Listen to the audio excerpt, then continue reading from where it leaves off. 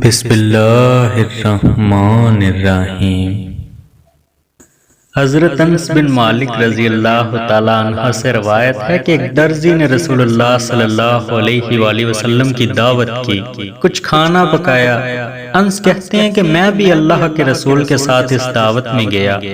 اللہ کے رسول کے سامنے جو کی روٹی لائی گئی اور شواربہ جس میں کدو تھے اور بھونا ہوا گوشت۔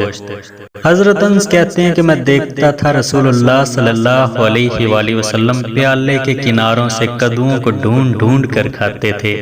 اس روز سے مجھے بھی کدوؤں سے محبت ہو گئی۔